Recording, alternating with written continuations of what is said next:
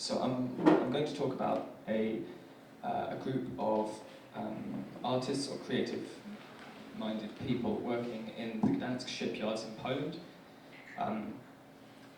This is a site that I'm looking at for my MPhil project as part of the CDOS diploma course. And I became aware of the artist through seeing a Guardian video by Marcel Theroux, who was examining their role in the gentrification of the site, how they'd colonised these empty spaces. So that was my introduction into it. And it's become an examination, sort of a way for me to look at some of the issues centred around design of post-industrial spaces.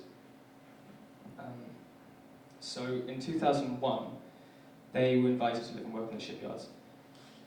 This was originally restricted to 25 creative individuals, so choreographers, artists, architects, musicians.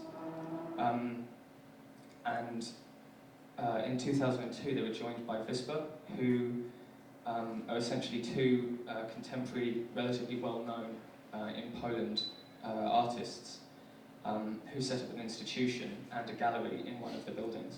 And at the same time, the original 25, or I think it was about 20 at this point, set up their studio in the former telephone exchange building.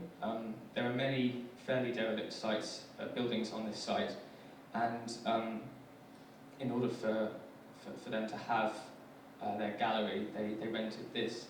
But I'd like to focus on Vispa because Vispa, as a publicly funded institution, they've developed a very active role in the political situation regarding the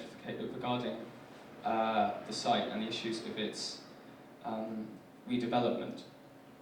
So this is a view of the waterfront in what's called the Imperial Shipyards, which is an area of the site which is the oldest part of the site. It was built first built, these buildings at least, in about 1870, during when Poland, and particularly Gdansk, was part of the Prussian Empire.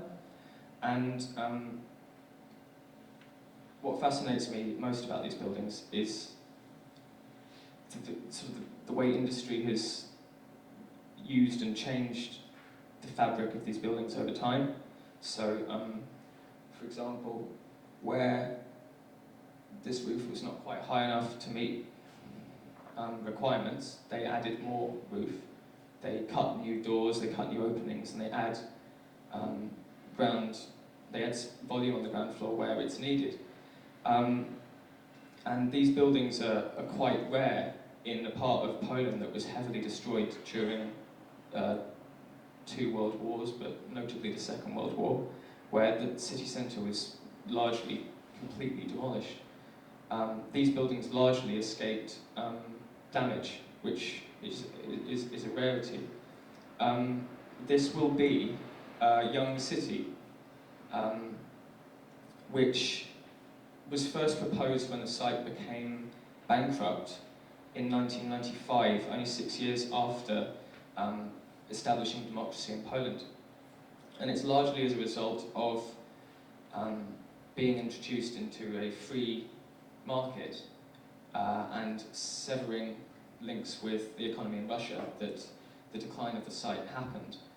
And discussion on how it would become integrated in part of the city has been happening ever since. So when artists were introduced in 2001, and then a zoning plan was drawn up for the site's redevelopment in 2004, it says by Gareth Hoskins Architects, although having said that, going on their website, very little is actually visible about them and about this project. It's quite strange, and other people have been looking into it as well. It's not often clear who's involved, but this site has an enormous potential to be integrated and to create a more effective urban centre for Gdansk, which is a largely linear city going on along a coast which, as you can see from the blue line on the top, carries on in that direction for about 9 miles, and it forms part of a tri-city of Gdansk, Gdynia and Sopot. So Gdansk, with its historic old town, with reconstructed buildings that were destroyed in the war in 1945, is located in the centre, with the shipyards in very close proximity. And this slide just shows the comparison with how this urban condition, that there's a border here that's not part of other industrial sites in the port. And as you can see from the photo at the bottom,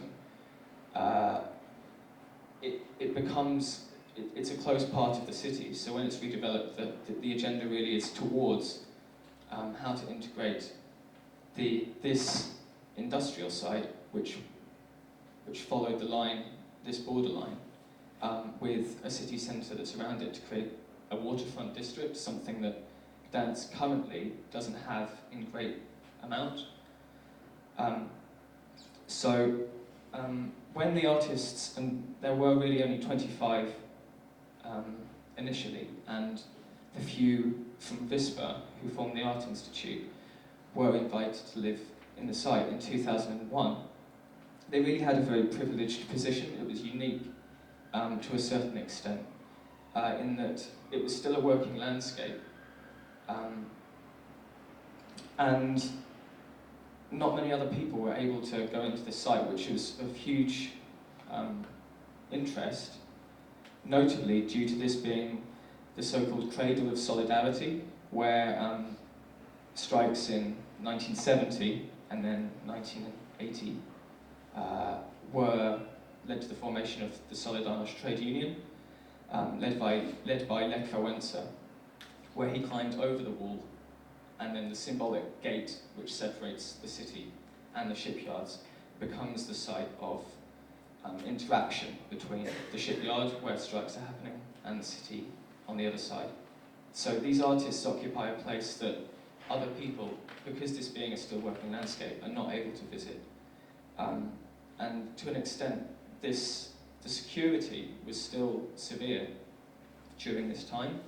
So the artists will talk about the fact that their exhibitions in the early years of their inhabitation of the site, the guards of the shipyards were very cautious about letting people in. Guest lists were enforced strongly. But you can see from this image, for example, that the actual position that they have, excluding this, road that's just going up, and it's not the nicest day, but what you have is a landscape that is not available to other people who see these iconic cranes from outside the shipyards, but are not able really to go in.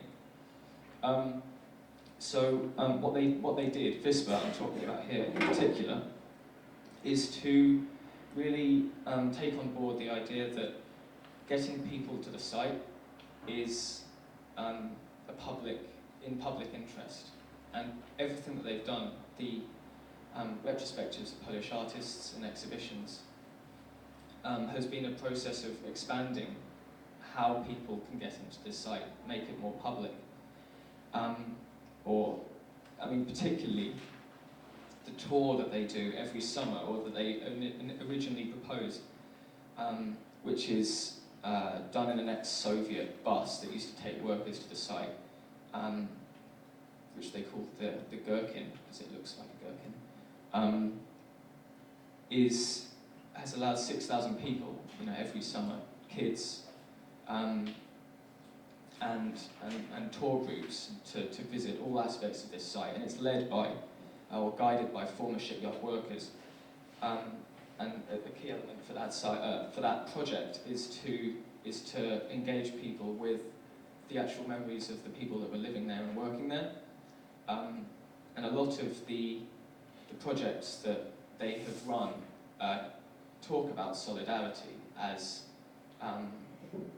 a continuing theme in the site that has to be addressed, but they address it in a way that brings enjoyment a lot of the time. I think it's a clever idea, and a lot of their works, for example, they do, you can buy a bust of Lech Wałęsa in plastic, which is faintly comical, but it really,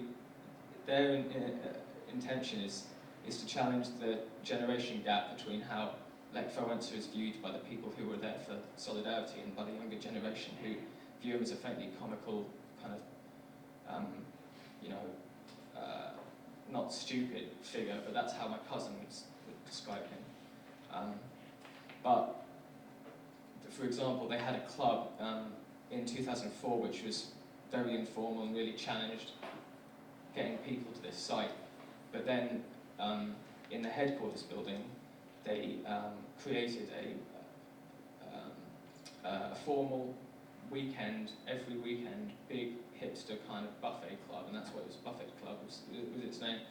And as a result of their projects and their continually expanding into buildings and getting funding for new buildings that they can use, for example, the Alternativa Festival started in 2010, is in a large factory building that would never, it's a space that would never have been accessible to anyone in the general public.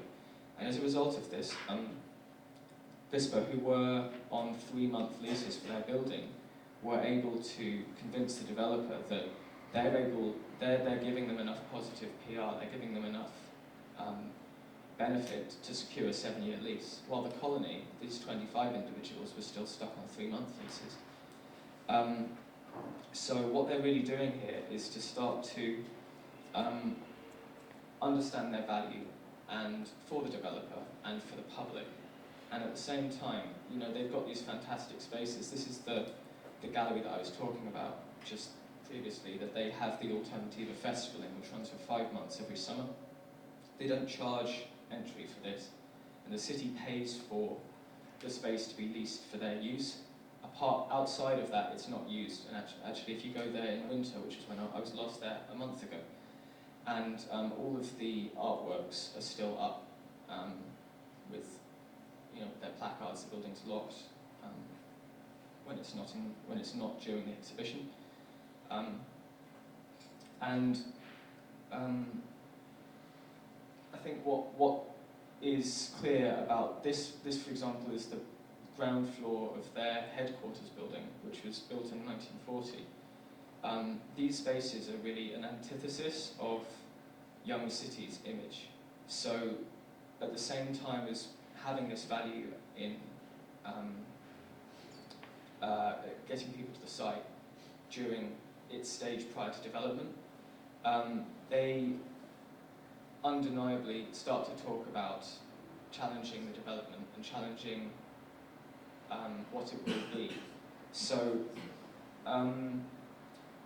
in 2001, one point I think is critically relevant for the talk workshop today is their invitation in the Stakeholder Committee for Young Cities Development, which comprises the landowner, Danish property developer BPTO, residents of the site, leaders of Solidarność, who are still an active trade union and have their headquarters in the site, the other developers, the city, and them.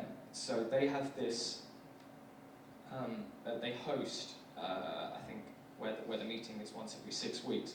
They've hosted 3 or 4 so far in their building. And when they did, they start to, they start to be questioning themselves on whether they have, in fact, made this pact with the devil, and whether they're now working seem to be working alongside the developers themselves. Another thing to note about this building, for example, is that it is a space that apparently puts off corporate function, not sponsorship, but when they are trying to now, the longer they're there, they're starting to try and deal with commercial enterprise, and having their building, which is about 1,600 square meters, 5 floors of space, which is far too large for the 6 or 7 people that work there. They have a residency program with a flat for artists that get used about 3 times or 4 times a year, and apparently corporate sponsors are put off, and I think this flies in the face of some things that strike me about working in London, for these spaces are not yet fashionable, and it's quite strange. This image, for example, is one taken by a photographer who is part of the colony. And this relates to a specific incident whereby they used their networking capability to engineer a PR stunt that challenged development. So this crane, which was one of several that they had noticed or had seen becoming demolished from their vantage point on the site, this image was published and put to public vote via an article in the newspaper. And they were able, through their Facebook page, to get people to show support for the fact that they wanted these cranes to be preserved, or they asked whether people would want them preserved. And 99% of 10,000 people that responded to this survey, which is rare, I mean normally it's like 200 apparently, said that they did, and it enacted a policy that said that the city would buy cranes when they became redundant from the landowners. And at the same time, you know, these networks that make them so important for the landowners who need to have close access through VISPA to cultural organisations, cultural funding, and the prestige that brings with it, is constantly being challenged by the artists themselves. And it's really through having secured things like their 7-year lease that they're, over time, and as the development gets pushed back and back, they're able to really start to build on, you know, this dual relationship that they have, and not get kicked out of the site. I mean, this is actually I'll just go to one final. I don't think I've got much time, but this was a wall built by this is the shipyard wall which borders the site and had been there for decades, which was climbed over by Lech Wałęsa when he entered and joined the strikes. Out on the outside of the wall in 2004, Ivana Zayats painted a mural, stenciled murals of workers' testimonies of living in the site and strikes during Solidarność, or anything that they felt that they wanted to talk about, as a way of bringing these forgotten memories of people who weren't the ringleaders of Solidarność at the time into public view. So this is painted on the outside of the wall. And also is her figure, her naked body with the cranes as wings. I mean, it's called Nike Stocznia, Stocznia being shipyard, Polish for shipyard. And she repaired this and stenciled it every year as it got damaged or graffitied over.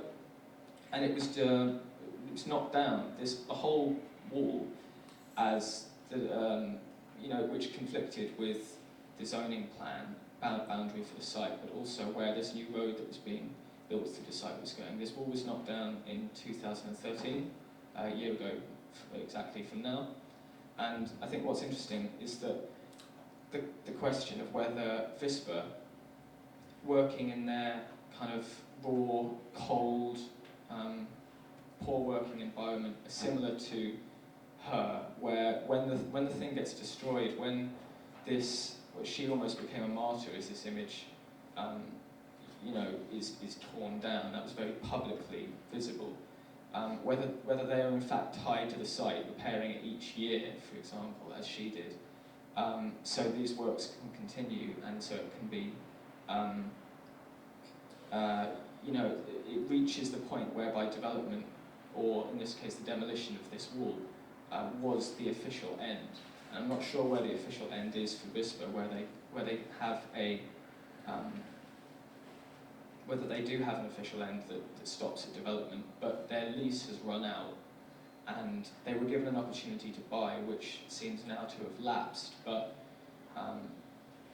that's the question I'm most considering is although they've been able to get people engaged with the site and to have this role where they critically analyse it at the same time, what it will really challenge in the long term, I think is my thought on this.